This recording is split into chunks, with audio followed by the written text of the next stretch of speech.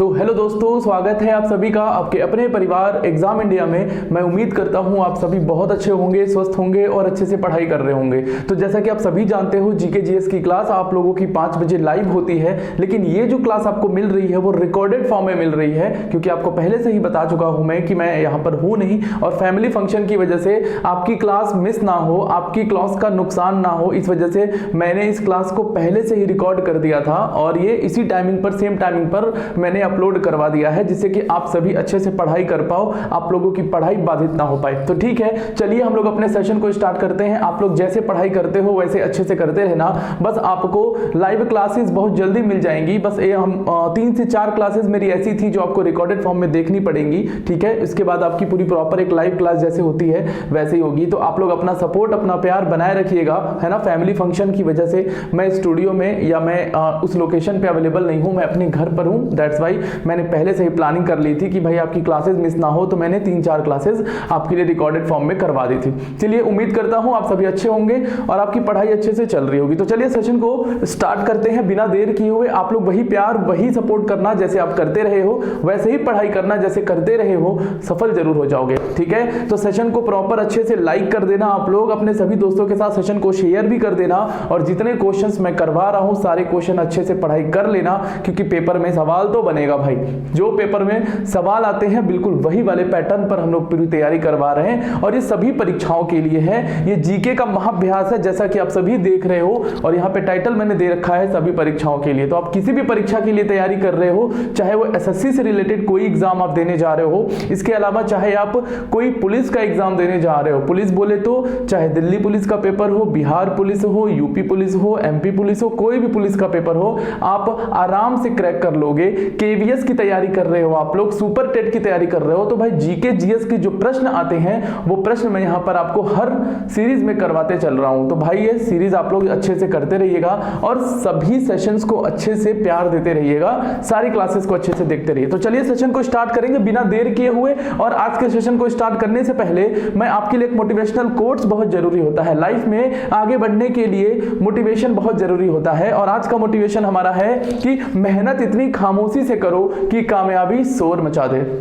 यानी आप जो पढ़ाई कर रहे हो, आप जो मेहनत कर रहे हो, आप आराम से करो, चुपचाप करो, और जब आप सफल होगे, जब आपका रिजल्ट आ जाएगा और आप सफल हो जाओगे, तो अपने आप शोर मच जाएगा, है ना। कहते ना गली गली में शोर है, अब इसका उल्टा मत सोच लेना, ठीक है। गली गली में शोर है भाई और तुम ऑफिसर बन गए, ठीक है, इसकी शोर है। तो चलिए सेशन को स्टार्ट करते हैं, और आज के सेशन का हमारा पहला सवाल है और वो आपकी स्क्रीन पर आ चुका है। आप लोग अपने उत्तर कमेंट बॉक्स में प्रेषित कर देना, है ना। आप अपने आप को चेक करना आपके कितने क्वेश्चन सही हो रहे हैं। चलिए मैं आपसे सेशन अब स्टार्ट कर देता हूं, अपने सेशन को जल्दी से। अब आप लोग एनालिसिस करना स्टार्ट कर दो। चलो भाई, पहला सवाल स्क्रीन पर आ चुका है, और पहला सवाल क्या बोलता है भाई, देखते हैं। पहला सवाल है कि लोक निर्माण विभाग की स्थापना किस गवर्नर जनरल ने की थी, यानी कि which governor general establish the public works department. Public works department, जिसको शॉर्टकट में क्या बोलते हैं, पीडब्ल्यूडी, ठीक है, पब्लिक वर्क्स डिपार्टमेंट। तो भाई ऑप्शन है Lord Dalhousie, Lord Bentinck, Lord Cornwallis, Warren Hastings. तो ये 4 ऑप्शन है, और आपको बताना है कि किस गवर्नर जनरल ने लोक निर्माण विभाग की स्थापना की थी। भाई बढ़िया सवाल है, और ऐसे सवाल प्रश्न जो है पेपर में आते हैं। तो चलिए, इस प्रश्न का सही उत्तर है भाई, इस प्रश्न का बिल्कुल सटीक उत्तर हो जाएगा आपका लॉर्ड डलहौजी। भाई लॉर्ड डलहौजी जी ने ये शुरू किया था आपका लोक निर्माण विभाग, जिसको हम बोलते हैं पब्लिक वर्क्स डिपार्टमेंट। क्लियर है। अब इसके अलावा आपको मैं बताता हूं कि लॉर्ड डलहौजी ने और क्या क्या करवाया था। आपको मैंने अपने सेशन में कई बार बताया है, लेकिन फिर भी इनसे रिलेटेड कुछ और बातें मैं आपको बताने जा रहा हूं, जरा कॉपी में नोट कर लेना। पहली बात कि इनका जो कार्यकाल रहा है वो 1848 से लेकर के 1856 तक, ठीक है। 1848 से लेकर के 56 तक ये भारत के क्या रहे हैं, गवर्नर जनरल रहे हैं। इनके समय में क्या क्या हुआ है इसको कॉपी में नोट कर लेना सब। डलहौजी के टाइम पर क्या क्या हुआ है भाई, कॉपी में नोट कर लेना सब। पहली बात, पहली रेल चली? भारत में जो पहली रेल है वो इन्हीं के टाइम पर चली थी, आप सभी जानते हो, ठीक है। फर्स्ट ट्रेन जो इंडिया में स्टार्ट हुआ था मुंबई से ठाणे के बीच में, वो इन्हीं के टाइम पर हुआ। इसके अलावा डाक व्यवस्था, भारत में डाक व्यवस्था की शुरुआत भी डलहौजी के टाइम पर हुआ। क्लियर? डाक व्यवस्था की शुरुआत भी डलहौजी के टाइम पे हुआ। इसके अलावा लोक निर्माण विभाग भी जो है वो डलहौजी ने शुरू किया भाई। लोक निर्माण विभाग, लोक निर्माण विभाग जो क्वेश्चन में भी पूछा है, लोक निर्माण विभाग यानी कि पब्लिक वर्क्स डिपार्टमेंट। क्लियर है? इसके अलावा देखो पहली रेल, इसके अलावा भारत में टेलीग्राफ की शुरुआत करने वाला भी यही था, ठीक है। याद करिए मैंने एक प्रश्न करवाया था कि भारत में पहली टेलीग्राफ कहां से कहां तक चली थी, याद आया सभी को? तो पहली टेलीग्राफ 1854 में इसकी शुरुआत हुई थी। 1854 में इसकी शुरुआत की गई थी कलकत्ता से आगरा के बीच में। कहां से? कलकत्ता से आगरा के बीच में पहली टेलीग्राफ की शुरुआत हुई थी। ये भी लॉर्ड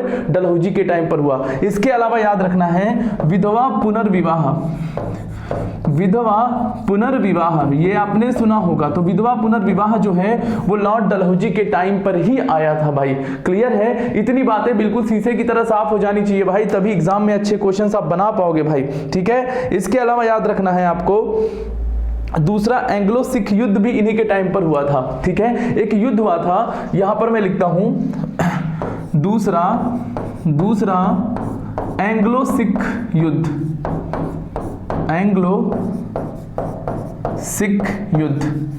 तो दूसरा एंग्लो सिख युद्ध भी इनके टाइम पर हुआ था, 1849 में हुआ था भाई, ठीक है। 1849 में दूसरा एंग्लो सिख युद्ध जब हुआ था 1849 में, तो ये भी लॉर्ड डलहौजी का ही शासनकाल था। क्लियर है? इसके अलावा अगर और बातें याद रखोगे तो वुड डिस्पैच भी इनके टाइम पर हुआ था। वुड डिस्पैच की शिक्षा, ये भी आप सभी जानते हो, वुड डिस्पैच की शिक्षा। क्लियर है? ये भी डलहौजी के टाइम पर हुआ था। देखो जितना डलहौजी ने करवाया था वो पूरा मैंने आपको यहां पर कर दिया है, जो आपके परीक्षाओं में डायरेक्ट पूछा जाता है। ये सब एक एक सवाल है भाई एग्जाम में, ये सब पॉइंट जितना बताया है सब एक एक सवाल है। तो भाई इसको बिल्कुल क्लियर कर लेना, स्क्रीनशॉट लेना चाहो तो ले लेना। तो भारत में पहली रेल की शुरुआत डलहौजी के टाइम, डाक व्यवस्था, लोक निर्माण विभाग, टेलीग्राफ, विधवा पुनर्विवाह, दूसरा एंग्लो सिख युद्ध, वुड डिस्पैच की शिक्षा, है ना। इतनी सारी बातें आपको बिल्कुल शीशे की तरह साफ याद रखनी है, ठीक है। तो पहला सवाल आपकी स्क्रीन पर हो चुका, पहला सवाल मैंने आपको बता दिया है। उम्मीद करता हूं कि आप सभी ने इस क्वेश्चन को अच्छे से एंजॉय कर लिया होगा। एंजॉय कर लिया होगा मतलब याद कर लिया होगा। चलिए दूसरा सवाल देख लेते हैं भाई अब, ठीक है। क्वेश्चन नंबर 2 आपकी स्क्रीन पर आ चुका है, जल्दी से इस प्रश्न का उत्तर करेंगे। चलो भाई क्वेश्चन नंबर 2 फटाफट पहले क्वेश्चन को पढ़ेंगे और फिर इसके उत्तर को देने का प्रयास करेंगे। सबसे पहले आप लोग अपने उत्तर को चेक करिए कि आपका उत्तर क्या हो रहा है और फिर मेरे से आप लोग अपने उत्तर को मैच करा लीजिए। क्वेश्चन क्या पूछ रहा है? A bunch of old letters, a bunch of old letters के लेखक कौन है? देखो भाई बुक्स एंड राइटर है ना, बुक्स एंड ऑथर के प्रश्न कभी कभी पूछे जाते हैं, तो मैं वो बुक्स आपको बता रहा हूं जो बेहद इंपॉर्टेंट हो सकती है आपके परीक्षा के लिए। कुछ ऐसी किताबें होती हैं जो सबको याद रहते हैं, है ना, जैसे डिस्कवरी ऑफ इंडिया है, विंग्स ऑफ फायर है ना, तो ये सब आपको याद रहते हैं। कुछ ऐसी बुक जो आपने सुना नहीं होगा। चलिए प्रश्न को देखते हैं। A bunch of old letters के लेखक कौन है? Who is the author of a bunch of old letters भाई, ठीक है। A bunch of old letters के लेखक कौन है? तो चलिए भाई देख लेते हैं। इसके लेखक मैं आपको बता दूं तो वो है आपके जवाहरलाल नेहरू। कौन है भाई? जवाहरलाल नेहरू इसके लेखक हैं, याद रखेंगे, ठीक है। इनकी एक और पुस्तक जो बड़ी फेमस है, आप सभी जानते होंगे, डिस्कवरी ऑफ इंडिया। इनकी एक बड़ी फेमस किताब डिस्कवरी ऑफ इंडिया, ये भी आप लोग जानते होंगे भाई। डिस्कवरी ऑफ इंडिया नामक किताब भी इनके द्वारा लिखी गई है। इसके अलावा इनकी एक और बुक है एन ऑटोबायोग्राफी, एन ऑटोबायोग्राफी, ठीक है, ये भी इन्हीं की किताब है, आप अच्छे से जानते हो। तो डिस्कवरी ऑफ इंडिया भी नेहरू जी की किताब है, एन ऑटोबायोग्राफी भी नेहरू जी की किताब है, और a bunch of old letters भी नेहरू जी की किताब है। तो भाई याद कर लेना, इंपॉर्टेंट हो सकता है आपकी परीक्षा के लिए भाई, ठीक है। चलो इंपॉर्टेंट था, क्वेश्चन अच्छा है, अगला बढ़ते हैं, है ना। अब हम आगे बढ़ते हैं, क्वेश्चन नंबर 3 की तरफ देखते हैं भाई। क्वेश्चन नंबर 3 आपकी स्क्रीन पर आ चुका है और देखो क्या प्यारा सवाल है ये। ठीक है, क्वेश्चन नंबर 3 देखते हैं और क्वेश्चन नंबर 3 को चेक करते हैं कि क्या होना चाहिए इसका सही उत्तर। पहले आपका उत्तर आना चाहिए, फिर हमारा उत्तर आएगा भाई। चलो, मानव शरीर में लाल रक्त कण के उत्पादन के लिए क्या आवश्यक है? बिल्कुल नया सवाल है भाई, ठीक है, बिल्कुल नए पैटर्न पे सवाल आपके लिए कराया जा रहा है ये, ठीक है ना। अच्छा सवाल है, इसलिए अच्छे से इसको केयरफुली याद रखना है। What is the necessary for the production of red blood cell in the human body? चलो भाई, आप सभी जानते हो आरबीसी, देखो आरबीसी के बारे में तो आप सबने पढ़ रखा होगा, ठीक है, आरबीसी के बारे में तो आप सबने पढ़ रखा होगा भाई कि आरबीसी जो है वो कहाँ बनता है? बोन मैरो में बनता है भाई। कहाँ बनता है? बोन मैरो में बनता है, बोन मैरो में बनता है। मतलब फॉर्मेशन, आरबीसी का फॉर्मेशन हमारे शरीर में कहाँ पर होता है? तो आरबीसी का जो फॉर्मेशन है, फॉर्मेशन को बोलते हैं निर्माण, ठीक है, फॉर्मेशन को बोलते हैं निर्माण। कहाँ बनता है? बोन मैरो में। हिंदी में बोन मैरो को कहा जाता है अस्थि मज्जा, अस्थि मज्जा, ठीक है ना, याद रखेंगे ये बात। तो आरबीसी रेड ब्लड कॉर्पस्लस है ना, या लाल रक्त कणिकाएं बोलते हैं इसे।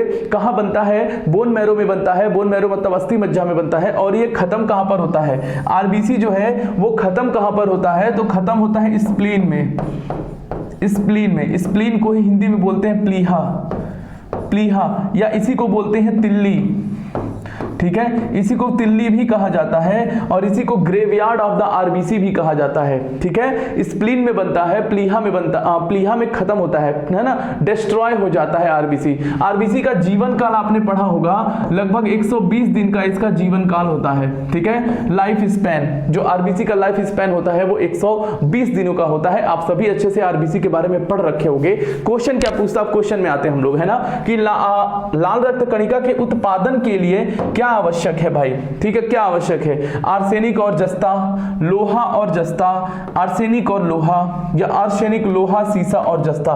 बड़ा ही यूनिक सवाल है और इस प्रश्न का सही उत्तर होगा लोहा और जस्ता भाई। इस प्रश्न का बिल्कुल सटीक उत्तर हो जाएगा लोहा और जस्ता। आयरन एंड जिंक, आप भी जानते हो आरबीसी ब्लड में हीमोग्लोबिन पाया जाता है, ठीक है, हीमोग्लोबिन के कारण ही खून का रंग लाल होता है, आप सभी जानते हो। और हीमोग्लोबिन का मतलब क्या होता है? अगर आप हीमोग्लोबिन का मतलब समझ जाओगे ना तो आपको कुछ चीजें पता चल जाएंगी भाई, ठीक है। अगर आप हीमोग्लोबिन जानते हो आप, ठीक है, आपने हीमोग्लोबिन का नाम तो खूब सुना होगा भाई, ठीक है, हीमोग्लोबिन का नाम तो आपने खूब सुना होगा। तो देखो हीम का मतलब क्या होता है दोस्त, है ना, हीम का मतलब होता है आयरन, ठीक है, हीम का मतलब होता है आयरन।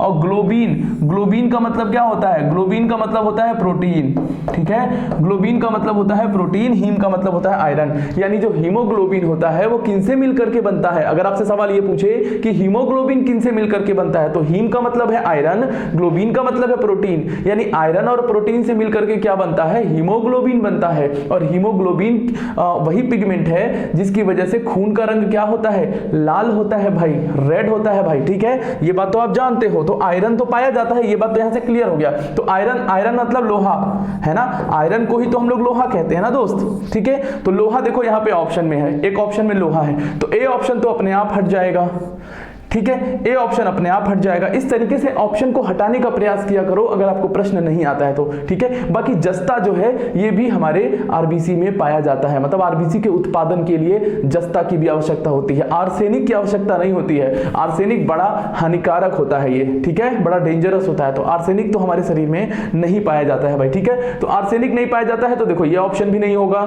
और ये ऑप्शन भी नहीं होगा, ये ऑप्शन तो अपने आप हट गया, बचा बी ऑप्शन। तो याद रखना है आरबीसी के उत्पादन में लोहा और जस्ता महत्वपूर्ण है, याद रखिएगा, भूलिएगा नहीं, एग्जाम के लिए महत्वपूर्ण प्रश्न है ये। चलिए क्वेश्चन नंबर 4, क्वेश्चन नंबर 4 आपकी स्क्रीन पर आ चुका है और ये प्रश्न भी मैंने कई बार करवाया है, लेकिन कई बार करवाया है तो आपको याद भी रखना है ना भाई, चीजें बार बार पढ़िए। जीके जीएस क्या मांगता है कि एक ही चीज को कई बार पढ़िए और अच्छे से पढ़िए, ठीक है। तो चलो प्रश्न पूछ रहा है आपसे पेपर में कि सविनय अवज्ञा आंदोलन की शुरुआत कब हुई भाई, यानी कि when did civil disobedience movement started, कब स्टार्ट हुआ भाई सिविल डिसोबीडियंस मूवमेंट। तो सबको पता है ये बात कि सविनय अवज्ञा आंदोलन की शुरुआत 1930 में हुई थी भाई, ठीक है, 1930 में इसकी शुरुआत हुई थी। आप अपने उत्तर को चेक करते रहना आप कितना सही कर पा रहे हो, ठीक है। तो 1930 में इस मूवमेंट की शुरुआत हुई और इसी मूवमेंट के तहत जो पहला आंदोलन हुआ था वो था सॉल्ट सत्याग्रह,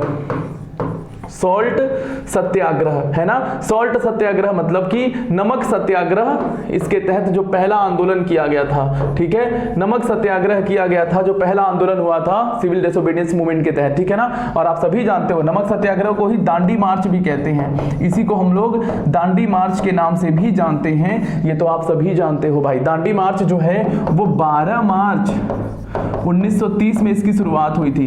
कहां से कहां तक भाई, तो साबरमती से, देखो कई बार पेपर में पूछा है कि इसकी शुरुआत कहां से कहां होती है, तो साबरमती से दांडी के बीच में ये यात्रा चलाई गई थी, ठीक है। लगभग 390 किलोमीटर की यात्रा थी, लगभग 24 दिनों तक ये यात्रा चली थी, और गांधी जी के साथ 78 लोग वहां पर पहुंचे थे, ठीक है। गांधी जी के साथ 78 लोग जो है वो नमक कानून को तोड़ते हुए दांडी पहुंचे थे, तो ये भी बिल्कुल याद रखना है सबको, ठीक है। 24 दिनों की यात्रा थी, लगभग 390 किलोमीटर का डिस्टेंस था, लगभग 78 यात्री बोलो या 78 लोग जो हैं वो दांडी पहुंचे थे महात्मा गांधी जी के साथ। नमक सत्याग्रह, इसकी शुरुआत 12 मार्च 1930 को, और ये खत्म कब हुई थी, यानी कि कब पहुंचे थे, तो 6 अप्रैल 1930 को नमक कानून को तोड़ा गया था। 6 अप्रैल 1930 को नमक कानून को तोड़ा गया था, बिल्कुल याद रखना है। और गवर्नर जनरल यानी कि उस समय भारत का वायसराय कौन था, तो सॉल्ट सत्याग्रह के समय जो वायसराय था वो था लॉर्ड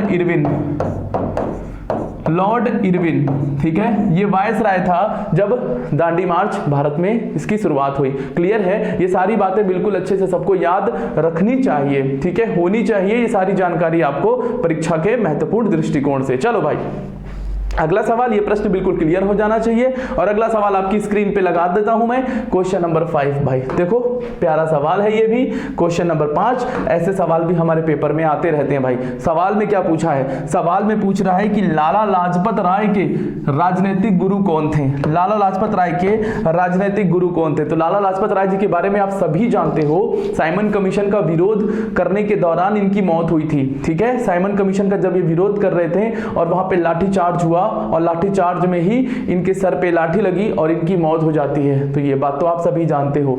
लाला लाजपत राय जी के बारे में याद रखना, इनको पंजाब केसरी के नाम से भी जाना जाता है, पंजाब केसरी। क्लियर है, तो लाला लाजपत राय को पंजाब केसरी के नाम से जाना जाता है, और ये गरम दल के भी नेता थे, ठीक है। आपने गरम दल पढ़ा होगा, गरम दल में लाल, बाल, पाल, आपने 3 लोगों का नाम सुना होगा, तो ये लाल का मतलब है लाला लाजपत राय जी, जिनको पंजाब केसरी के नाम से भी जाना जाता है भाई, ठीक है। इनके राजनीतिक गुरु कौन थे, तो इनके राजनीतिक गुरु मैजनी थे भाई, ठीक है। मैजनी से ये बहुत प्रभावित थे, मैजनी नाम का व्यक्ति, और इससे बहुत प्रभावित थे ये, और इसी कारण से इन्होंने मैजनी को अपना राजनीतिक गुरु बना लिया था या मान लिया था। क्लियर है ना, याद रखेंगे। विवेकानंद जी के गुरु का नाम याद रखना, विवेकानंद जी के गुरु का नाम था रामकृष्ण परमहंस, रामकृष्ण परमहंस। तो ये भी क्वेश्चन हमसे पूछा जाता है कि विवेकानंद जी के गुरु कौन थे भाई, ठीक है। तो विवेकानंद जी के गुरु रामकृष्ण परमहंस, याद रखना है सबको, ठीक है। दादा भाई नौरोजी किसके गुरु थे, ये किसके गुरु थे, तो बीजी तिलक के गुरु थे भाई, ठीक है। याद रखना आप लोग, दादा भाई नौरोजी किसके राजनीतिक गुरु थे, तो दादा भाई नौरोजी जो है वो बीजी तिलक के राजनीतिक गुरु थे। मेरी बात को सुनना आप लोग, है ना, मेरी बात को सुनना कि बाल गंगाधर तिलक अपना राजनीतिक गुरु किसे मानते थे, तो नौरोजी को मानते थे, मतलब दादा भाई नौरोजी को मानते थे। क्लियर है, बिल्कुल अच्छे से याद रखना। इसके अलावा आप गांधी जी के बारे में तो सब जानते होंगे कि महात्मा गांधी जी के राजनीतिक गुरु कौन थे, तो महात्मा गांधी जी के राजनीतिक गुरु थे गोपाल कृष्ण गोखले, गोपाल कृष्ण गोखले। ये तो आप सब ने, मुझे लगता है कि आपने ये पढ़ा होगा कि गांधी जी के राजनीतिक गुरु कौन थे, तो गांधी जी के राजनीतिक गुरु गोपाल कृष्ण गोखले जी थे, ठीक है। बाल गंगाधर तिलक के राजनीतिक गुरु दादा भाई नौरोजी थे। क्लियर है, याद रखना। लाला लाजपत राय के राजनीतिक गुरु मैजनी थे, ठीक है। इसके अलावा विवेकानंद जी के राजनीतिक गुरु कौन थे, या मैं गुरु बोलूं तो रामकृष्ण परमहंस जी थे, ठीक है। तो ऐसे जितने भी इंपॉर्टेंट क्वेश्चन हो सकते हैं बिल्कुल अच्छे से याद रखना, जरूरी सवाल है भाई, ठीक है, अच्छे से याद रखना है। चलो भाई अगला सवाल, क्वेश्चन नंबर 6। देखिए क्वेश्चन नंबर 6 को भी ध्यान से देखेंगे, कई बार पेपरों में आ चुका है ये, ठीक है, कई बार पेपरों में ऐसे सवाल पूछे जा चुके हैं, तो ऐसे सवाल तो बिल्कुल एकदम टिप पे याद रखना है, ठीक है। हम स्मार्ट स्टूडेंट हैं भाई, और हम स्मार्ट वर्क कर रहे हैं, ठीक है, ताकि स्मार्टली हम एग्जाम को टैकल कर पाए, है ना। हमें लुल्लू पुंजू वाली पढ़ाई नहीं करनी है अगर आपको सेलेक्ट होना है तो। चलिए प्रश्न करते हैं, व्यक्तिगत सत्याग्रह किसने शुरू किया? व्यक्तिगत सत्याग्रह किसने शुरू किया? ऑप्शन है विनोबा भावे, जवाहरलाल नेहरू, सरदार पटेल या शौकत अली भाई, ठीक है। आप अपने उत्तर पहले कमेंट बॉक्स में जरूर आपने दिया होगा, उम्मीद करता हूं आप लोग कमेंट कर रहे होंगे, और भाई शेयर भी इस सेशन को आप लोग जरूर कर देना ताकि सभी दोस्तों तक पहुंच पाए, ठीक है। आप उत्तर करिए, मैं पानी पी लेता हूं।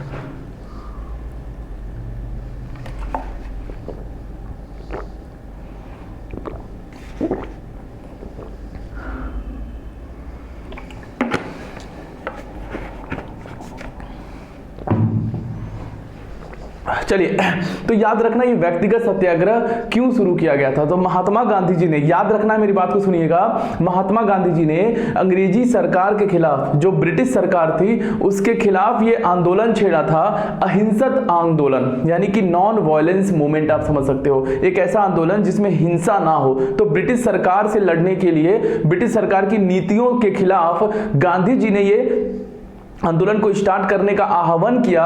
और इसके जो पहले व्यक्तिगत सत्याग्रह, जिसको बोला जाता है कि प्रथम सत्याग्रही कौन थे, तो 1940 में, याद रखना है 1940 में इसकी जो शुरुआत है, इस आंदोलन की जो शुरुआत है महात्मा गांधी जी के कहने पे, क्योंकि महात्मा गांधी जी ने इन लोगों से ये कहा कि भाई जो ब्रिटिश सरकार है, जो ब्रिटिश हुकूमत है भारत में, वो सही नहीं है और किसी भी तरीके से ब्रिटिश हुकूमत को खत्म किया जाए। तो गांधी जी के कहने पर 1940 में विनोबा भावे ने की शुरुआत की, ठीक है, विनोबा भावे ने इसकी शुरुआत की थी, और इसीलिए विनोबा भावे जी को क्या कहा जाता है? प्रथम सत्याग्रही। विनोबा भावे जी को क्या बोलते हैं? प्रथम सत्याग्रही, ठीक है। ये भी एक सवाल पूछा जाता है आपसे पेपर में कि प्रथम सत्याग्रही कौन था, तो प्रथम सत्याग्रही जो है वो विनोबा भावे को ही कहते हैं। इन्होंने ही व्यक्तिगत आंदोलन की शुरुआत की थी, पवनार आश्रम से आंध्र प्रदेश में इसकी शुरुआत की थी। क्लियर है, याद रखना। तो पहले सत्याग्रही विनोबा भावे थे, याद रखना है, बिल्कुल अच्छा प्रश्न है और याद रखना है, टिक कर दो इसको, ठीक है। तो व्यक्तिगत सत्याग्रह गांधी जी के कहने पर विनोबा भावे ने शुरू किया था, ठीक है ना, 1940 में। कब? 1940 में। तो अगर आपसे पूछेगा कि प्रथम सत्याग्रही कौन था, तो विनोबा भावे थे। जवाहरलाल नेहरू जो थे वो दूसरे सत्याग्रही बोले जाते हैं, ठीक है। जवाहरलाल नेहरू जी दूसरे सत्याग्रही बोले जाते हैं, दूसरे सत्याग्रही बोले जाते हैं, ठीक है ना। तो ये भी सवाल पूछा गया है कि दूसरे सत्याग्रही कौन थे, तो दूसरे अगर पूछता है तो नेहरू जी पे टिक करना, और पहले पूछता है तो विनोबा भावे जी पर टिक करना, है ना। और ये भी सवाल पूछता है कि व्यक्तिगत सत्याग्रह की शुरुआत किसने की, तो विनोबा भावे आपका बिल्कुल सटीक उत्तर हो जाएगा, ठीक है। उम्मीद करता हूं आप क्वेश्चन को अच्छे से समझ पा रहे होंगे, बहुत जरूरी है क्वेश्चन को समझना। एक बात याद रखना, जो भी स्टूडेंट ये मेंटालिटी से पढ़ता है ना, अगर इस सोच के साथ आप कोई पढ़ रहा होगा आप में से कोई कि बस हमें प्रश्न पढ़ना है और उसका उत्तर टिक कर देना है और फिर आगे बढ़ जाना है, तो आपका सिलेक्शन नहीं होगा दोस्त, है ना। आप ये फैक्ट मान लो।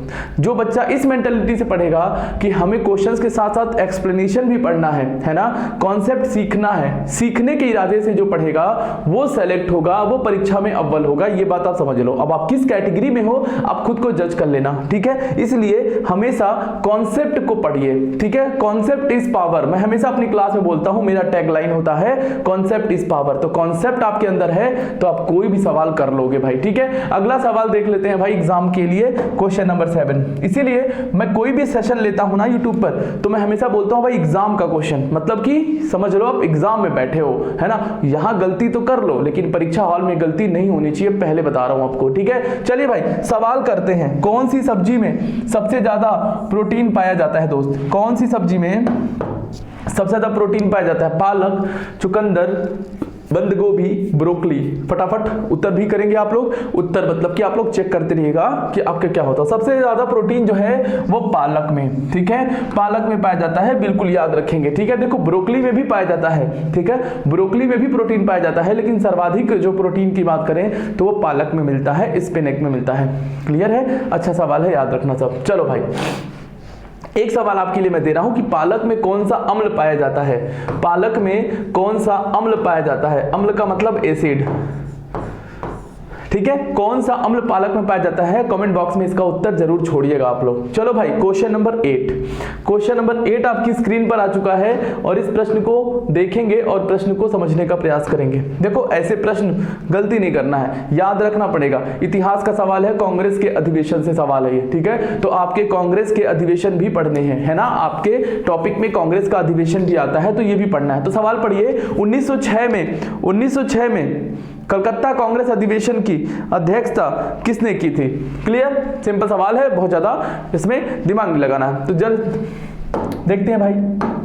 देखो 1906 में, पहली बात आपसे क्वेश्चन को ही ध्यान से पढ़ा करो, कई बार प्रश्नों में ही कई प्रश्न छुपे होते हैं, ठीक है, तो वो आपको नजरअंदाज नहीं करना है। 1906 में कलकत्ता में कांग्रेस का अधिवेशन हुआ, इसकी अध्यक्षता किसने की? तो 1906 में कलकत्ता कांग्रेस अधिवेशन की अध्यक्षता जो है वो दादा भाई नौरोजी के द्वारा की गई थी, याद रखिएगा, ठीक है, दादा भाई नौरोजी के द्वारा कांग्रेस की अध्यक्षता की गई थी 1906 में, जो कलकत्ता में हुआ था, ठीक है। इसके अलावा दादा भाई नौरोजी जी ने कांग्रेस के दूसरे अधिवेशन की भी अध्यक्षता की थी 1886 में, वो भी कलकत्ता में हुआ था, ठीक है, याद रखना है, कांग्रेस के अधिवेशन से रिलेटेड क्वेश्चन है। कांग्रेस की स्थापना आप सभी जानते हो 1885 में की गई थी। कांग्रेस की स्थापना 1885 में की गई थी, किसके द्वारा की गई थी? एओ ह्यूम के द्वारा की गई थी भाई, ठीक है। और उस समय वायसराय कौन था? तो वायसराय था लॉर्ड डफरिन, लॉर्ड डफरिन, ये वायसराय थे उस टाइम पे भारत के, जब स्थापना हुई थी कांग्रेस पार्टी की। और कांग्रेस का पहला जो अधिवेशन हुआ था वो 1885 में हुआ था। कहां पर हुआ था? बॉम्बे में हुआ था, ठीक है। और इसकी अध्यक्षता किसने की थी?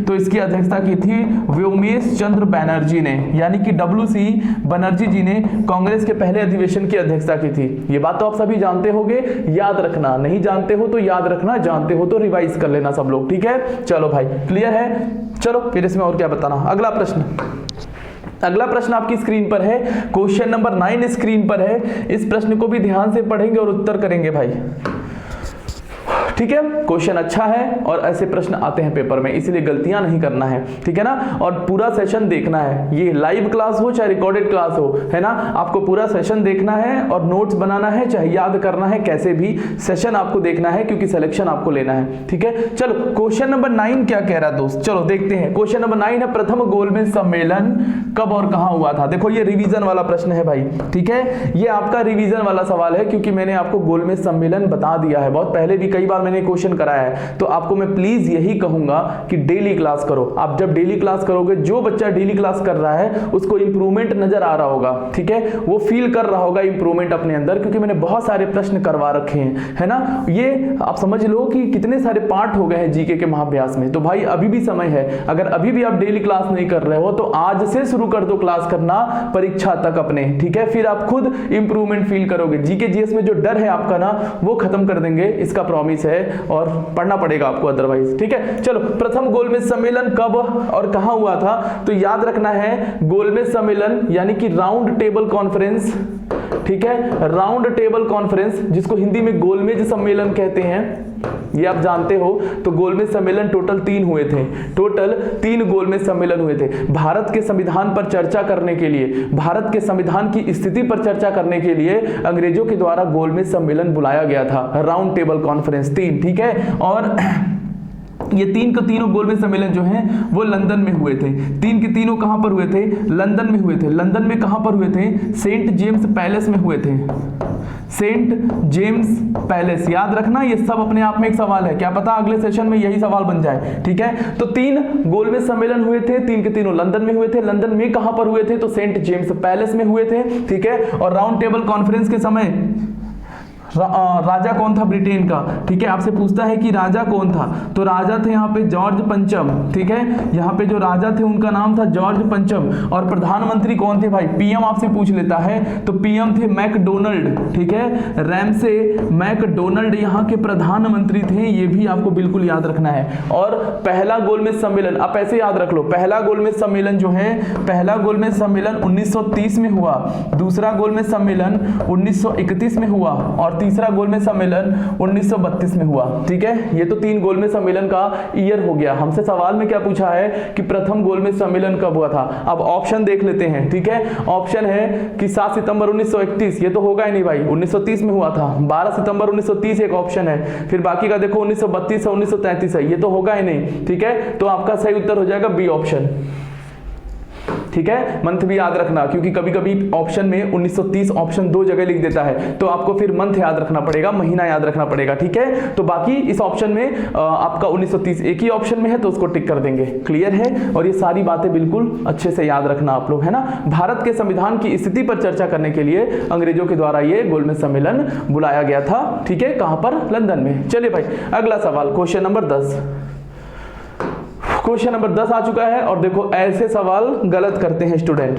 ठीक है, ऐसे सवाल स्टूडेंट गलत करते हैं क्योंकि ऐसे सवाल वो कभी पढ़े नहीं होते हैं, है ना, और ऐसे सवाल ही वो छोड़ देते हैं या गलत कर देते हैं। जो ये सवाल सही करता है वो मेरिट में अपना स्थान ऊपर करता है। ठीक है, चलिए सवाल क्या पूछ रहा है कि स्वामीनाथन आयोग कब बना। स्वामीनाथन आयोग कब बना भाई, तो सबसे पहले आपको पता होना चाहिए स्वामीनाथन थे कौन। अगर आपको यही नहीं पता रहेगा स्वामीनाथन थे कौन, तो आप क्वेश्चन को टैकल करने में प्रॉब्लम होगा। तो स्वामीनाथन के बारे में आपको मैंने पहले ही बता रखा है कि भारत में फादर ऑफ, इनको क्या बोलते हैं, father of green revolution in India, father of green revolution in India. ठीक है, यानी कि भारत में हरित क्रांति का जनक, याद रखना भाई, जिनको नहीं पता कॉपी में नोट कर लेना भाई। भारत में हरित क्रांति का जनक किसे कहते हैं, तो भारत में हरित क्रांति का जो जनक है वो डॉक्टर एमएस स्वामीनाथन को कहते हैं, डॉक्टर एमएस स्वामीनाथन। बिल्कुल, ये नाम अब आप सबको याद हो गया होगा। ठीक है, एमएस स्वामीनाथन, क्या बोलते हैं इनको, भारत में हरित क्रांति का जनक बोला जाता है। ठीक है, क्योंकि भारत में हरित क्रांति की शुरुआत 1966 और 67 के बीच हुई थी भाई। ठीक है, भारत में हरित क्रांति की शुरुआत 1966 और 67 में हुई थी, ये बात तो आप जानते हो। अब स्वामीनाथन आयोग बनाने की जरूरत क्यों पड़ी। ठीक है भाई, ये आयोग बनाने की जरूरत क्यों पड़ी, तो अन्न की आपूर्ति को भरोसेमंद बनाने और किसानों की आर्थिक हालत को, ठीक है, अन्न की आपूर्ति जो है, अन्न अनाज, ठीक है, तो अनाज की आपूर्ति को भरोसेमंद बनाने और किसानों की, यानी कि जो फार्मर्स थे, उनकी आर्थिक स्थिति को सुधारने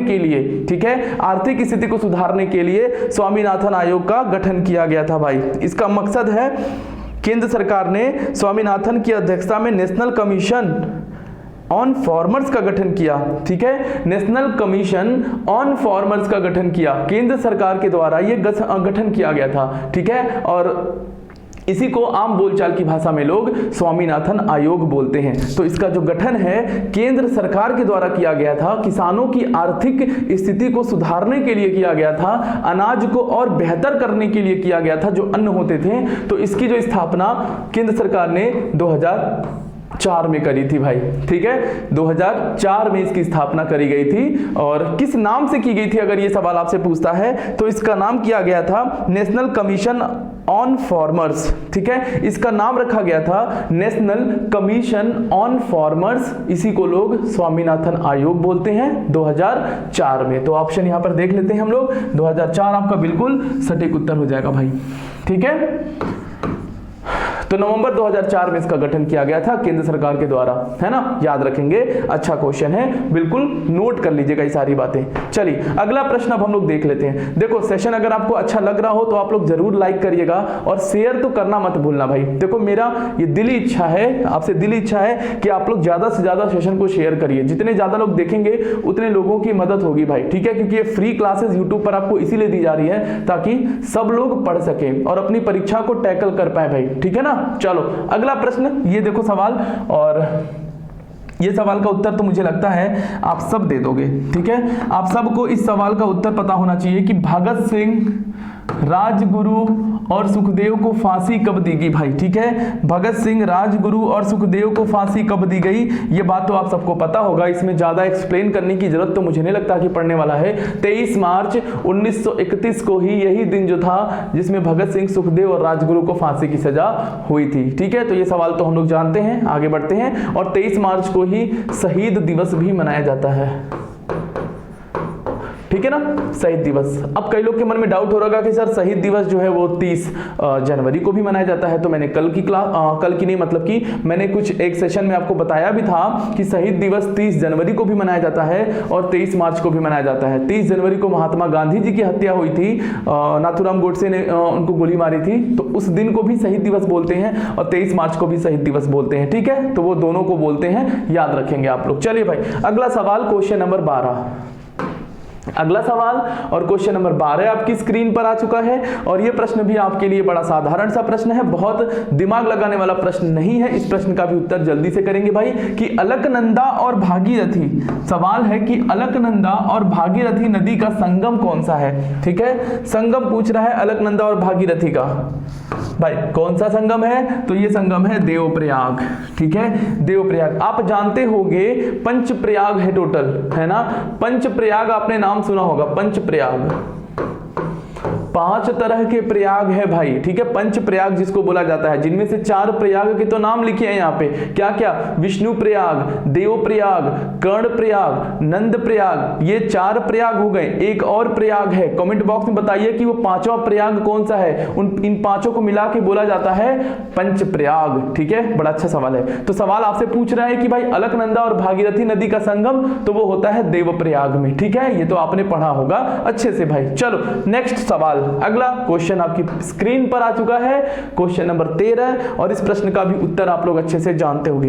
देखो ये मत सोचना पेपर ये क्वेश्चन आसान करवा रहा हूं, क्वेश्चन उन लोगों को आसान लग रहा है जो लोग डेली क्लास कर रहे हैं। ठीक है, जो डेली क्लास नहीं करते हैं उन्हें सेशन में क्वेश्चन थोड़े से टफ लग सकते हैं, इसलिए आपसे रिक्वेस्ट करूंगा डेली क्लास करो, फिर आप मुझे बताओ इंप्रूवमेंट। ठीक है, सवाल पढ़िए।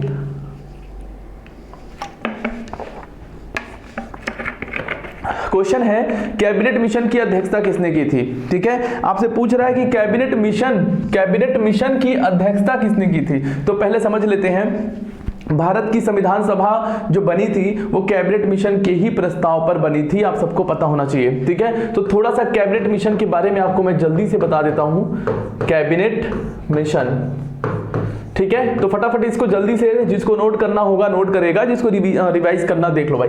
कैबिनेट मिशन भारत आया था 1946 में। ठीक है, यानी कि इसकी स्थापना 1946 में हुई थी। कैबिनेट मिशन में टोटल कितने सदस्य थे, 3 सदस्य थे, टोटल 3 मेंबर थे। कैबिनेट मिशन का अध्यक्ष कौन था, तो इसका अध्यक्ष था पैथिक लॉरेंस। ये कौन था भाई, अध्यक्ष था। ठीक है, ये अध्यक्ष था। और कैबिनेट मिशन में जो 2 अन्य सदस्य थे, एक का नाम था स्टैफोर्ड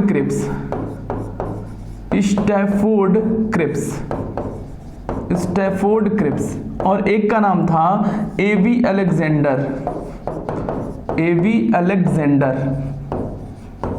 ठीक है, ये तो अध्यक्ष पैथिक लॉरेंस था। ये जो पैथिक लॉरेंस था वो कैबिनेट मिशन का अध्यक्ष था और ये 2 अन्य सदस्य थे, स्टैफोर्ड क्रिप्स और एवी अलेक्जेंडर। टोटल कितने, 3 सदस्य थे। ये कैबिनेट मिशन भारत क्यों आया था, ये इसी के विचार पर ही, कैबिनेट मिशन के ही प्रस्ताव पे भारत के संविधान सभा का गठन किया गया था। ठीक है, तो एक सवाल पूछा जाता है कि भारत के संविधान सभा का गठन किसके प्रस्ताव पर किया गया था, तो कैबिनेट मिशन के ही प्रस्ताव पर किया गया था भाई, जिसका स्थापना 1946 में किया गया था। क्लियर है, सवाल में क्या पूछा है आपसे कि इसकी अध्यक्षता किसने की थी, तो अध्यक्षता पैथिक लॉरेंस ने की थी। ऑप्शन में है आपका यहां पर देखिए डी ऑप्शन, पैथिक लॉरेंस। ठीक है, तो ये सारी बातें भी आपको याद रखना है और इस प्रश्न का उत्तर पैथिक लॉरेंस हो जाएगा। क्लियर है, उम्मीद करता हूं आप समझ पा रहे होंगे क्वेश्चन को अच्छे से। चलिए अगला सवाल आपकी स्क्रीन पे लगा देते हैं भाई, क्वेश्चन नंबर 14। देखो भाई क्वेश्चन नंबर 14 है आपका नेशनल पार्क से सवाल है, लेकिन ये कंफ्यूजिंग सवाल है। ठीक है, आप जानते तो हो ये राष्ट्रीय उद्यान किस राज्य में है, लेकिन मैंने क्वेश्चन में क्या पूछा है वो देखते हैं जरा। ठीक है, क्वेश्चन में देखिए मैंने क्या गजब का कंफ्यूजन यहाँ पे रखा है कि पेंच राष्ट्रीय उद्यान किन 2 जिलों में स्थित है ना भाई, जिले में पूछ रहा है। आपको सबको पता है कि मध्य प्रदेश में है, लेकिन भाई जिला बताना है। अब ऑप्शन है सिवनी और छिंदवाड़ा, सिवनी और खरगोन, इंदौर और झाबुआ, खंडवा और छिंदवाड़ा। भाई तो आपको बता दूं मैं कि ये सारे जिले मध्य प्रदेश में ही हैं। ठीक है, ये चारों ऑप्शन है, ये सारे जो जिले लिखे हुए हैं सारे के सारे मध्य प्रदेश में है। तो याद रखना है जो पेंच राष्ट्रीय उद्यान है, ये जो पेंच नेशनल पार्क है, ये मध्य प्रदेश में स्थित है, ये बात तो सबको पता है। अब यहाँ पर सवाल स्टेट का नहीं, सवाल जिले का है, इसलिए इंपॉर्टेंट याद रखना है आपको, ठीक है। तो किस जिले में है ये भाई, तो एमपी के 2 जिले में है, एक जिला है सिवानी या सिवनी बोलते हैं इसे, ठीक है, शिवनी, और एक नाम है छिंदवाड़ा। याद रखना है, पूछा जाता है ये प्रश्न, ठीक है, क्योंकि आपको भी पता होना चाहिए कि पैटर्न एग्जामों के चेंज हो रहे हैं, बदल रहे हैं, तो क्वेश्चन का लेवल भी बदला जाएगा, पैटर्न भी बदला जाएगा, क्वेश्चन का लेवल भी बदला जाएगा, तो याद रखना है आप सभी को अच्छे से। क्लियर है?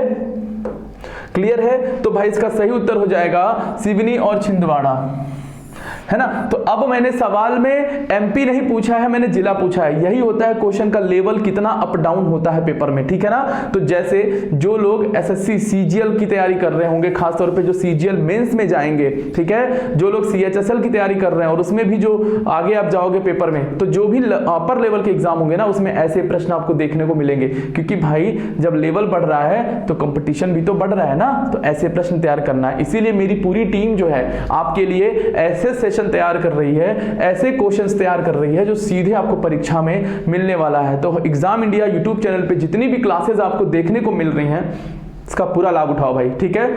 वो चाहे जीके जीएस हो, मतलब मेरी क्लास हो, ठीक है, आप चाहे मैथ की क्लास हो, चाहे रीजनिंग की क्लास हो, और चाहे इंग्लिश की क्लास हो, सभी क्लासों को प्रॉपर देखो आप लोग, ठीक है।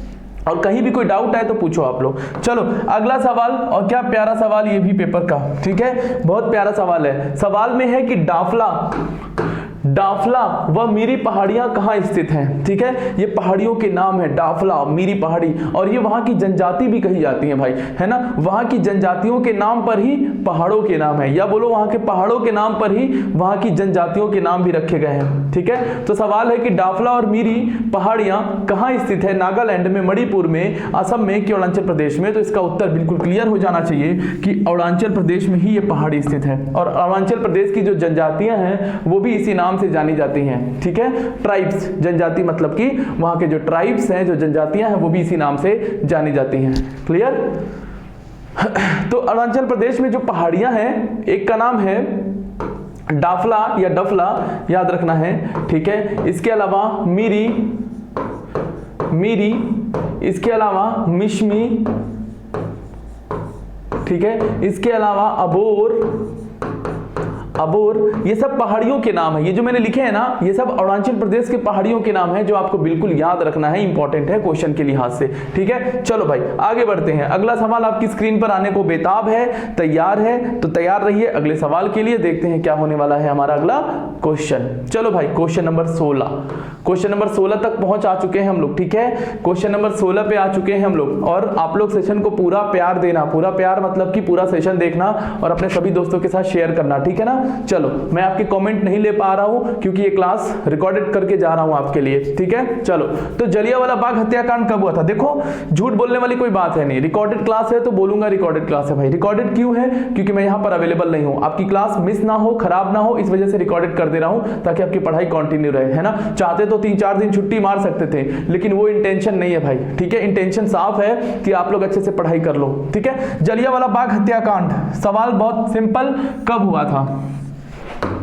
तो मुझे लगता है ये भी आपको बताने की जरूरत नहीं पड़ेगी, आप सभी इसका उत्तर अच्छे से कर पाओगे कि जलियांवाला बाग हत्याकांड कब हुआ था। तो ये हत्याकांड हुआ था आपका 13 अप्रैल 1919। ऑप्शन में कहां पर है? अच्छा ऑप्शन में देखो कितना दूर दूर है, 2011, 1919, 1947, 1867, है ना। तो ये तो आप आराम से टिक कर लोगे भाई, ठीक है। तो जलियांवाला बाग हत्याकांड, देखो ये जलियांवाला बाग जो है ना, ये जगह का नाम था जो आपका पड़ता था अमृतसर में, ठीक है। ये जगह है अमृतसर में, अमृतसर में, ठीक है। और अमृतसर में ही वैशाखी का दिन था, ठीक है, बैसाखी का दिन था, और 13 अप्रैल 1919 को वहां पे भीड़ इकट्ठा हुई थी। भीड़ इकट्ठा क्यों हुई थी? रॉलेट एक्ट का विरोध करने के लिए, ठीक है। रॉलेट एक्ट का विरोध करने के लिए जलियांवाला बाग में सारी असेंबली गठित हुई थी और वहीं पर फायरिंग करवाने का आदेश कर दिया गया था जनरल डायर के द्वारा, ठीक है। जनरल डायर ने फायरिंग का आदेश दे दिया और बहुत सारे भारतीय निर्दोष लोग वहां पर मारे गए थे, उनकी हत्या हो गई थी। ये बहुत बड़ा हत्याकांड हो गया ये, जिसको जलियांवाला बाग हत्याकांड बोला गया है ना। और बाद में जनरल डायर को बुलाया गया और इनको ट्रांसफर करके लंदन भेज दिया गया। और इसी जनरल डायर की हत्या किया 1940 में किसने? भारतीय क्रांतिकारी थे उधम सिंह जी। नाम सुना होगा सबने कि उधम सिंह जी लंदन में जा करके 1940 में गोली मारते हैं उस जनरल डायर को। इस पर एक मूवी भी बनी है उधम करके, है ना, सरदार उधम करके एक मूवी भी आई है। उस मूवी को भी आप देख सकते हो, बड़ा अच्छा दिखाया गया उसमें, ठीक है। एक्टर का नाम मुझे याद नहीं आ रहा है कि किसने एक्ट किया है। एक्टर थे कैटरीना कैफ के जो हस्बैंड है ना, मुझे नाम एग्जैक्टली तुरंत याद नहीं आ पा रहा है। कैटरीना कैफ के जो हस्बैंड हैं वही उस मूवी में एक्ट किए हैं। सरदार उधम सिंह मूवी का नाम है। और यही सरदार उधम सिंह लंदन में जा करके जनरल डायर को गोली मारते हैं 1940 में, ठीक है। तो याद रखना है आपको, 13 अप्रैल 1919 की यह घटना है, जलियांवाला बाग हत्याकांड, जो रॉलेट एक्ट के विरोध में लाई गई थी, ठीक है। चलो भाई, क्वेश्चन नंबर 17 देखो भाई, ये सवाल भी सबको याद रखना है, ठीक है। लाल बहादुर शास्त्री का जन्म किस वर्ष में हुआ था? आपसे वर्ष पूछ रहा है ना। डेट तो आप सब जानते हो कि 2 अक्टूबर को हम गांधी जयंती भी मनाते हैं और शास्त्री जयंती भी मनाते हैं, तो डेट तो आप सब जानते हो, लेकिन यहाँ पे सवाल में पूछा है किस वर्ष पैदा हुए थे। चलो, तो लाल बहादुर शास्त्री के बारे में आप सभी जानते हो, भारत के दूसरे प्रधानमंत्री थे ये, भारत के दूसरे प्रधानमंत्री थे। इनका जो जन्म है 2 अक्टूबर 1904 में हुआ था भाई, 2 अक्टूबर 1904 में। यही 2 अक्टूबर गांधी जयंती आप सब जानते हो। इनकी जो मृत्यु हुई थी आप सभी जानते हो, इनकी मृत्यु हुई थी 11 जनवरी 1966 में, ठीक है। और कैसे हुई थी आप ये भी जानते हो कि 11 जनवरी 1966 में ये ताशकंद गए हुए थे, ठीक है। ताशकंद समझौता होना था, भारत और पाकिस्तान के बीच में शांति समझौते के लिए आह्वान किया गया था रशिया के द्वारा। और ताशकंद एक जगह है, उज्बेकिस्तान की राजधानी है ताशकंद, वहीं पर गए थे पाकिस्तान के प्रधानमंत्री अयूब खान और भारत के प्रधानमंत्री पाकिस्तान के राष्ट्रपति अयूब खान और भारत के प्रधानमंत्री लाल बहादुर शास्त्री समझौते पर साइन करने के लिए गए हुए थे। कहां पर? ताशकंद में। और कहा जाता है कि ताशकंद में हस्ताक्षर करने के बाद उसी रात में इनकी मौत हो गई भाई, है ना। लाल बहादुर शास्त्री जी की डेथ हो गई। तो ये कॉन्स्पायरेसी डेथ हो सकती है, क्योंकि ये मिस्टीरियस डेथ है, ये पता नहीं चल पाता इसका एक्चुअल रीजन क्या था कि कैसे मरे थे, है ना। तो बस आपको ध्यान में रखना है कि इनकी जो मौत हुई वो भारत से बाहर हुई थी, ताशकंद में मौत हुई थी 11 जनवरी 1966 में। मतलब कि ये भारत से ताशकंद गए जिंदा, लेकिन सोचिए वहां से वापस आई इनकी डेड बॉडी। ये बड़ा ही दयनीय स्थिति था उस समय का, ठीक है। तो भारत के दूसरे प्रधानमंत्री भी थे। और ये भी याद रखना है, लाल बहादुर शास्त्री भारत रत्न प्राप्त करता मरणोपरांत पहले व्यक्ति थे, ठीक है। लाल बहादुर शास्त्री जी के बारे में क्वेश्चन बनता है, मरणोपरांत भारत रत्न पाने वाले प्रथम व्यक्ति कौन थे? मरणोपरांत यानी कि पोस्टथुमस, तो वो लाल बहादुर शास्त्री जी थे, ठीक है। 1966 में ही इनको भारत रत्न भी मिला था, मरने के बाद, मरणोपरांत, ठीक। सवाल का उत्तर हो जाएगा 1904। क्या पूछा है? जन्म किस वर्ष हुआ था? 1904 में, ठीक है। तो सारी बातें मैंने आपको यहां भी बता दी है, अच्छे से नोट कर लेना भाई, इंपॉर्टेंट क्वेश्चन सारे हैं। चलो भाई, अगला सवाल आपकी स्क्रीन पर, क्वेश्चन नंबर 18। देखिए, मैं बिल्कुल उसी तरीके से आपको पढ़ा रहा हूं जैसे मैं लाइव क्लास में पढ़ाता हूं, ठीक है। तो बिल्कुल भी डिफरेंस आपको फील नहीं होगा, बस मैं आपके नाम नहीं पढ़ पाऊंगा, लेकिन पढ़ाने का जो मेरा तरीका होगा और जो एक्सप्लेनेशन का तरीका होगा वो बिल्कुल सेम होगा, ठीक है ना। चलो, सवाल है कि भारतीय नौसेना अधिनियम कब लागू किया गया था, यानी कि when was Indian navy act. आपसे क्या पूछ रहा है? इंडियन नेवी एक्ट पास कब हुआ था, भारतीय नौसेना अधिनियम कब लागू किया गया था? तो ये तो आपको याद रखना पड़ेगा भाई। देखो, कभी कभी आपको डायरेक्टली चीजें याद रखनी पड़ती है, ठीक है। तो इसका सही उत्तर हो जाएगा 1927 में, ठीक है। भारतीय नौसेना अधिनियम 1927 में ये लागू हुआ था, पारित हुआ था। तो आप मुझे कमेंट करके जरूर बताइएगा कि वर्तमान में नौसेना प्रमुख कौन है। नौसेना प्रमुख अभी अपने देश के कौन है भाई? नौसेना प्रमुख कौन है? कमेंट बॉक्स में जरूर छाप देना इसका उत्तर। नौसेना प्रमुख मतलब इंडियन नेवी चीफ, ठीक है। इंडियन नेवी चीफ कौन है? कमेंट बॉक्स में जरूर छाप देना सब लोग, क्योंकि मैंने कई बार ये प्रश्न आपको बता भी दिया है, ठीक है। चलिए भाई, अगला सवाल हम लोग कर लेते हैं तब तक। Question number 19। क्वेश्चन नंबर 19 थोड़ा करंट अफेयर से रिलेटेड है, ठीक है। थोड़ा सा करंट अफेयर से भी रिलेटेड है ये सवाल, अच्छा सवाल है, इसलिए मैंने इसको अपने क्वेश्चन में शामिल कर लिया है। प्रश्न को पढ़ते हैं भाई। चलिए सवाल है कि हाल ही में किसे 150 मेगावाट का, ठीक है, 150 मेगावाट का सौर ऊर्जा संयंत्र स्थापित करने के लिए लेटर ऑफ अवार्ड दिया गया है। लेटर ऑफ अवार्ड दिया गया है भाई, किसको मिला है? ऑप्शन है अडानी ग्रीन एनर्जी लिमिटेड, ठीक है, दूसरा ऑप्शन क्या है भाई? मोजर बेयर सोलर लिमिटेड, फिर है आपका टाटा पावर सोलर, या फिर केबल एनर्जी सिस्टम है, ठीक है ना। अच्छा सवाल है भाई, करंट अफेयर से रिलेटेड सवाल है, याद रखना है किसको 150 मेगावाट का सौर ऊर्जा स्थापित करने के लिए लेटर ऑफ अवार्ड दिया गया है, तो बिल्कुल याद रखना है अडानी चाचा को मिला है ये। किसको? अडानी चाचा को मिला है ये, अडानी ग्रीन एनर्जी लिमिटेड, है ना। हम सभी बहुत अच्छे से समझ गए होंगे कौन अडानी भाई? गौतम अडानी का नाम सबने सुना होगा, ठीक है। तो इस प्रश्न का उत्तर अडानी होगा, याद रखना, कभी ऐसा सवाल आए तो अडानी को टिक कर देना सब, ठीक है। चलो क्वेश्चन नंबर 20। क्वेश्चन नंबर 20 भी करंट अफेयर का एक सवाल रखा है मैंने, ठीक है, अच्छा सवाल है इसलिए मैंने यहां पर रखा है इसको। याद रखना है कि हाल ही में किस मंत्रालय ने, क्वेश्चन को देखना, मंत्रालय से सवाल पूछ रहा है, हाल ही में किस मंत्रालय ने भाषा सर्टिफिकेट सेल्फी अभियान शुरू किया गया है, ठीक है। किस मंत्रालय के द्वारा भाषा सर्टिफिकेट सेल्फी अभियान की शुरुआत की गई है? दिमाग ऐसे लगाना इस क्वेश्चन को करने के लिए। पहले ऑप्शन देख लेते हैं, रक्षा मंत्रालय, शिक्षा मंत्रालय, संस्कृति मंत्रालय, या फिर स्वास्थ्य मंत्रालय।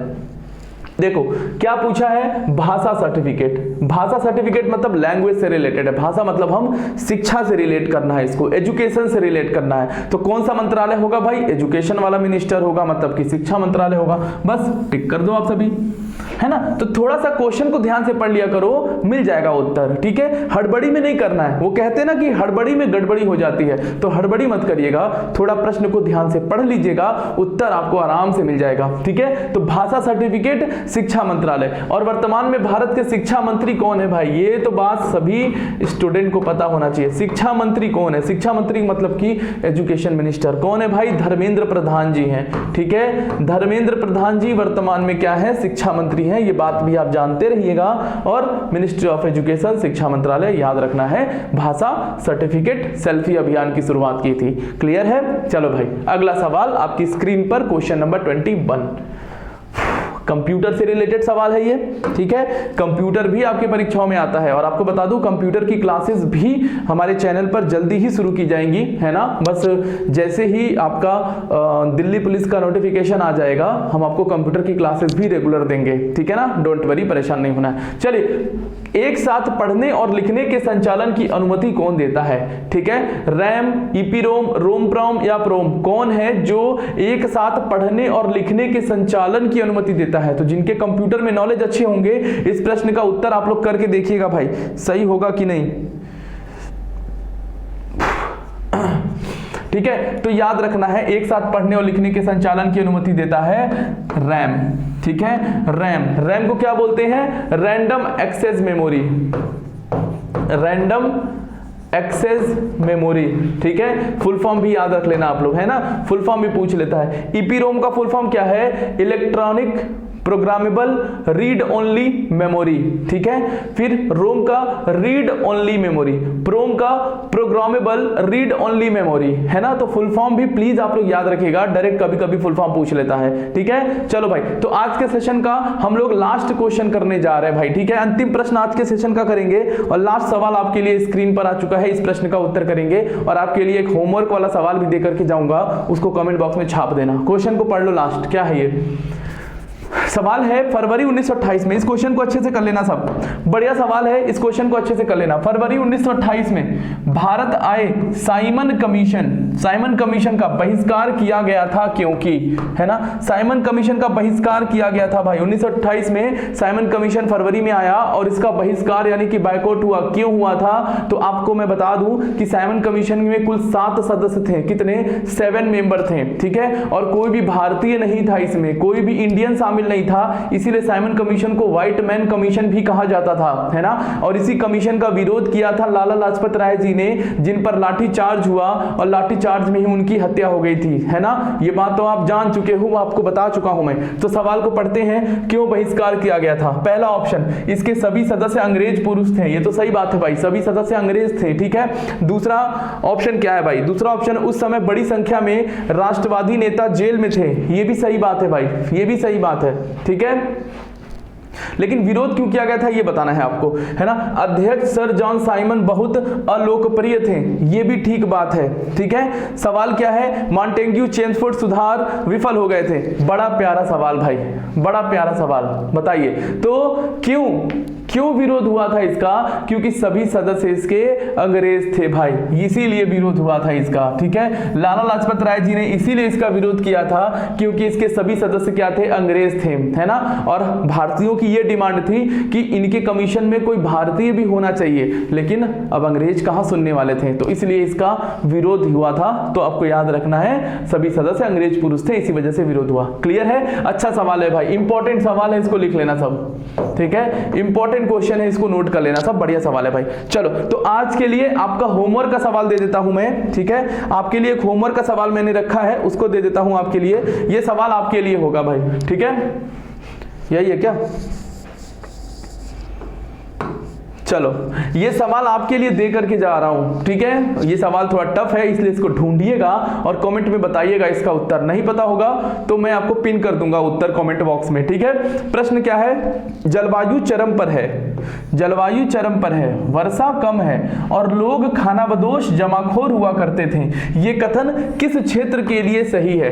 Climate is extreme, rainfall is scanty and the people used to be nomadic herders, for which region is this statement correct? Option है आपका अफ्रीकी सवाना, मध्य एशियाई स्टेपीज, साइबेरियन टुड्डा या फिर उत्तर अमेरिकी प्रेरी।